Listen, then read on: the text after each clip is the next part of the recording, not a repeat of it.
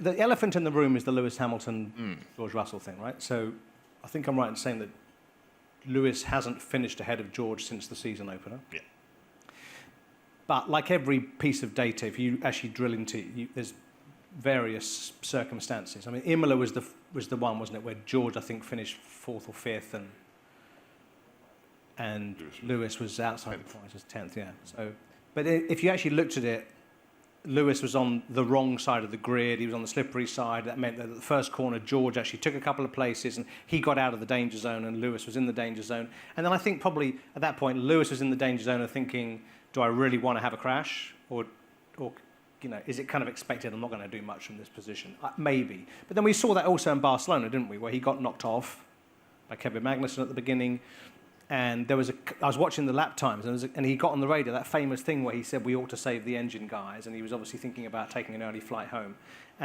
But for about 2 laps, and then the lap times, he got himself together. Whether it was, again, I don't know from the lap times whether that's him grumpy or that's him thinking, let's take care of the tyres. But what I do know is that from then on, he was fast. And I think you'd be very foolish to underestimate Lewis. Think he'll bag a couple of winners this year? Depends on the car.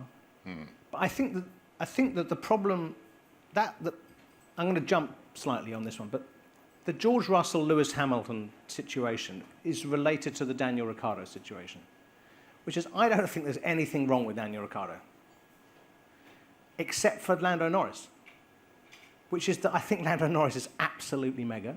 I think he's at least as good as George Russell, and I think he's probably, I don't know, I think he might be quicker than George Russell, which most people don't think, right? Because he hasn't been that guy, which is bizarre, really, because he should be. He won Formula 3, he came second or third, second in Formula 2, didn't he, to Russell.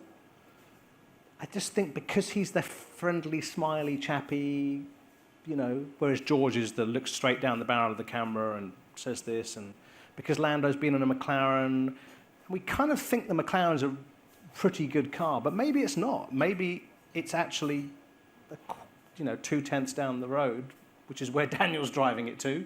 And unfortunately, as before when he had Max Verstappen as a teammate, he's now got Lando Norris as a teammate, and it's going to bring his career to an end.